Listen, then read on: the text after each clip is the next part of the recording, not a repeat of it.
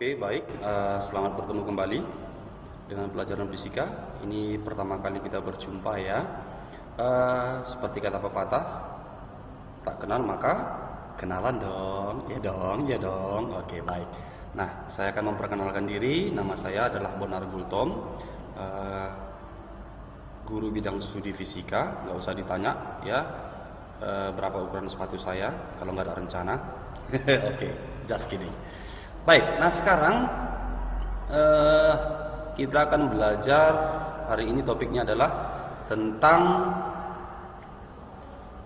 hakikat fisika, gitu ya. Kenapa sih kita harus belajar fisika? Emangnya fisika itu seperti apa, gitu. Baik, nah untuk membahas ini lebih dalam, sebelum saya akan menjelaskan, sebaiknya coba ditonton dulu videonya ya. Oke, silahkan. Fisika, ya. Dunia kita diatur oleh fisika. Gravitasi yang menarik seluruh planet di alam semesta, pesawat terbang bertonton yang bisa melayang dan tak jatuh dari langit, sepeda yang bisa terus melaju seimbang, semuanya diatur oleh fisika. Ya, bisa sebegitu luasnya, karena fisika itu adalah ilmu yang membongkar bagaimana dunia alam semesta kita bekerja. Mulai dari materi terkecil di alam semesta, hingga objek super raksasa seperti galaksi, mencoba menelusuri awal akhirnya semesta ini, hingga memprediksi akhir dari semuanya. Tapi juga membantu bagaimana hal sehari-hari bisa bekerja, termasuk juga untuk hal-hal yang menembus batas masuk akal. Fisika adalah ilmu tentang segalanya.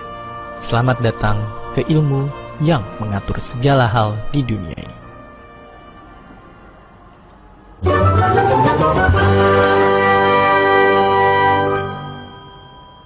Bayangkan mempelajari fisika itu kayak kalian menjadi detektif.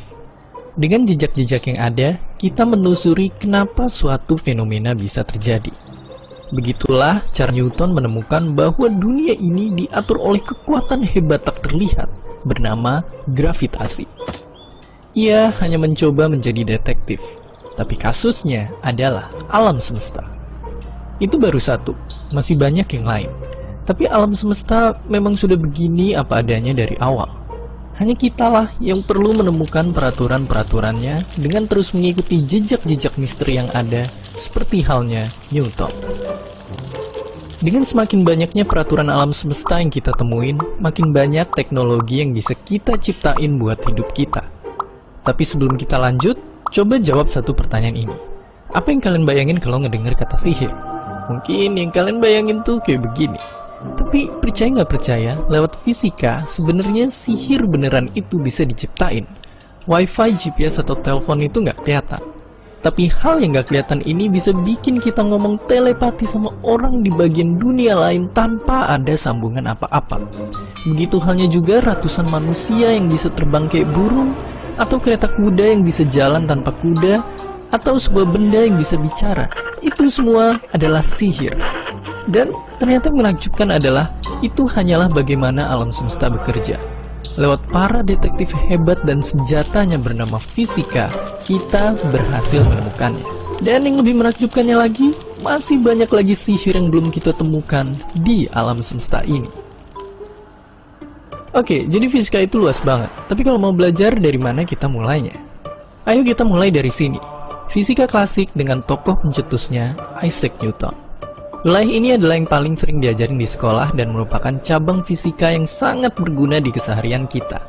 Lewat cabang-cabang ini, dunia ibarat mesin yang udah kita ketahui rahasianya. Segala hal di dunia ini bisa kita prediksi lewat fisika.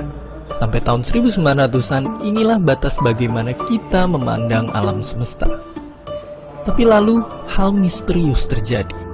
Planet Merkurius mengitari matahari lebih cepat daripada yang seharusnya, begitupun juga banyak hal-hal aneh yang terjadi di skala sangat kecil. Para fisikawan menduga ada jejak yang menunjukkan bahwa ada sesuatu yang lebih besar di luar sana, sesuatu yang bahkan gak bisa dijelasin oleh fisika klasik. Para detektif fisikawan pun mencoba menelusuri jejak ini. Dan benar saja, mereka menemukan dua wilayah baru fisika yang belum terjamah dan super gila. Relativitas dan fisika kuantum. Relativitas ditemukan oleh sang jenius Albert Einstein. teorinya ini begitu mengguncang dunia dan mengubah pemahaman apapun yang pernah kita ketahui tentang alam semesta. Jadi Einstein menemukan bahwa dunia kita itu bukanlah objek yang saling tarik-menarik, melainkan dunia kita itu ternyata bentuknya adalah seperti kain. Bayangin, ruang kosong itu adalah kain ini.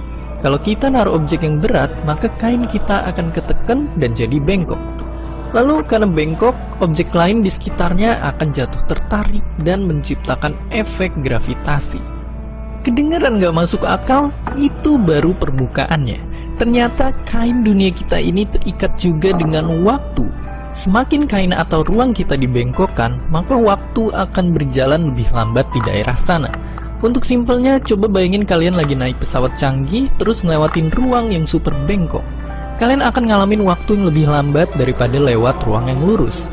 Intinya, waktu itu bahkan ternyata bisa dibengkokkan dan dimanipulasi.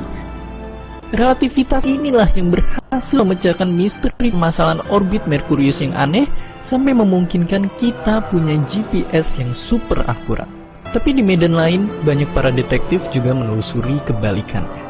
Fisika kuantum menelusuri bagaimana dunia super kecil yang menyusun kita semua bekerja. Lagi-lagi yang mengejutkan, ternyata banyak hal tidak masuk akal terjadi di dunia yang super kecil ini. Contohnya, sebuah objek, yaitu elektron, bisa berada di dua tempat yang bersamaan, dan juga bisa punya dua wujud sekaligus. Ya, gila banget. Meskipun kedengarannya kayak film-film fiksi, tapi layar yang kalian lihat sekarang dan komputer yang merupakan basis peradaban modern bisa lahir karena pengetahuan kita di dunia kuantum. Tapi lalu tantangannya di dunia super kecil ini, banyak peraturan di fisika klasik dan relativitas tidak bekerja. Ini menimbulkan permasalahan di mana pemahaman dunia kita masih kayak puzzle yang belum lengkap. Maka sampailah kita di jurang misteri alam semesta kita saat ini. Para detektif masih terus menemukan teori yang bisa menggabungkan segalanya. Belum ada yang berhasil hingga saat ini. Masih banyak jejak-jejak misterius yang tersisa, yang salah satunya menunjukkan bahwa kita hanya baru menemukan 5% dari peraturan alam semesta ini. Jika kebanyakan detektif alam semesta adalah orang-orang luar, temui detektif semesta dari Indonesia. Pak Hussein Alatas ini mencintai fisika berkat guru SMP-nya yang mendeskripsikan fisika sebagai sebuah misteri yang besar. Lalu karena penasaran, ia akhirnya bahkan sampai beli dan membaca buku-buku fisika tingkat kuliah. Tentu saja ia tak paham saat itu, apalagi rumus-rumusnya. Tapi ia terus membaca dan membaca tanpa memusingkan satupun perhitungan. Karena begitu terpukaunya ia dengan misteri-misteri alam semesta ini yang belum terpecahkan. Dan Oke, baik. Dari hasil video tadi, ya, videonya sengaja kita cut. Apa kesimpulan yang bisa kamu ambil? Saat ini kita akan belajar tentang apa sih sebenarnya fisika itu, gitu ya. Tadi dari video pembelajaran yang telah saya buat, kamu bisa melihat langsung bahwasanya begitu banyak fenomena-fenomena yang terjadi dan semuanya berhubungan sekali dengan fisika. Nah, kalau begitu, baik kita bahas topiknya satu persatu, ya. Ya, kita bahas topiknya satu persatu. Fisika dan keselamatan kerja di laboratorium. Oke, kita bisa lihat kalau kita bekerja di laboratorium banyak sekali alat-alat atau bahan-bahan yang sangat membahayakan diri kita, maka kita juga harus punya aturan-aturan yang bisa kita sepakati bersama. Nah, kita mulai dari pelajaran IPA, gitu ya. IPA itu terdiri dari apa saja sih, gitu ya. IPA itu merupakan pelajaran yang terdiri dari fisika, fisikanya juga terbagi atas fisika material, fisika medis, teori, nuklir, geofisika, astrofisika, biofisika, fismat, fisika matematika, lalu kimpis, kimia fisika, dan teknik fisika. Nah, cabang besarnya itu semuanya dari pelajaran IPA, gitu ya. Baik. IPA itu sendiri terdiri atas biologi, kimia, ekologi, geologi, geografi, ilmu bumi, dan astronomi. Baik, sekarang kita akan bahas tentang hakikat fisika. Jadi, sains pada hakikatnya merupakan sebuah produk atau kumpulan pengetahuan. Jadi sering disebut dengan a body knowledge. Oke, sikap atau cara berpikir kita untuk a way of investigating. Jadi bagaimana cara kita menginvestigasi, bagaimana cara kita untuk mencari lebih tahu, gitu ya. Jadi ketika kita belajar tentang fisika, maka yang perlu kita bahas adalah fisika itu sendiri merupakan ilmu pengetahuan, ilmu pengetahuan yang lahir dan berkembang melalui langkah-langkah observasi atau langkah-langkah pengamatan. Lalu setelah kita amati, kita merumuskan masalah itu kenapa terjadi. Jadi dimulai dari yang pertama apa tadi? Observasi. Ini dia. Mulai dari sini observasi. Lalu kita rumuskan masalah. Setelah itu kita membuat dugaan sementara. Ini dia. Kita membuat dugaan sementara ini. Dugaan sementara, hipotesis. Kita duga dulu dia, kenapa bisa terjadi. Kita contohkan aja misalnya begini. Kita contohkan misalnya adalah kenapa terjadi pelangi? Ini ya. Pelangi. Ini dia. Kenapa terjadi pelangi? Ya, kenapa kok bisa ada pelangi? Gitu kan? Nah, kita amati pelangi itu warnanya apa. Terus kita lihat kenapa bisa muncul pelangi. Lalu kita buat dugaan sementara. Nah, kita anggap aja dugaannya sementara itu adalah pelangi itu mungkinlah sebuah naga, gitu kan? Naga. Lalu kalau naga kok bisa berwarna-warni? Kalau kita lihat warna pelangi itu kan merah, kuning, hijau saja. Loh, apakah benar seperti itu?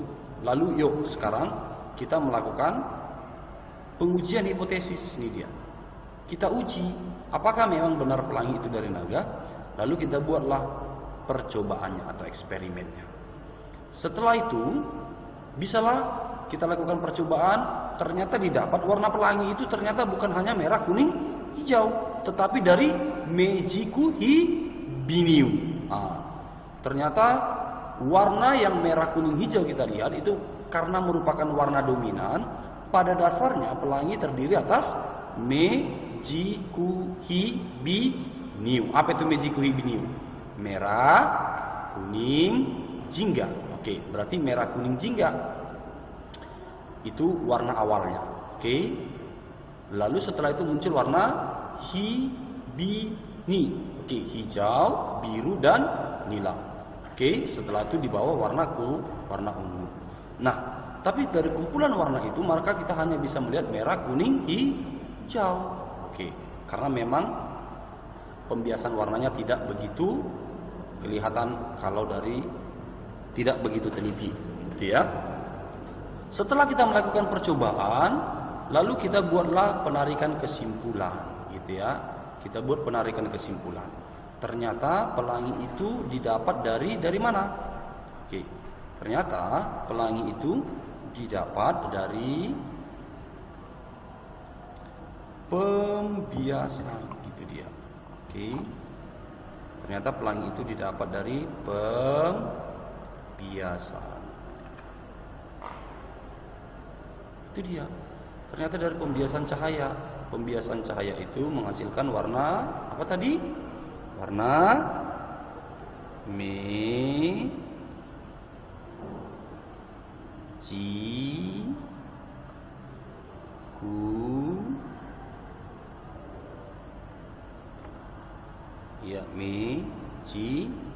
Hibiniu. Ya, sampai di situ dulu. Itulah yang dulu bisa kita sampaikan. Sampai bertemu dengan saya di video berikutnya. Ya. Nah. Baik. Sekarang untuk materi-materi ini bisa kamu lihat nanti. Saya juga akan kirimkan file-filenya kepada kamu untuk dapat dipelajarinya. Saya mohon nanti boleh diupload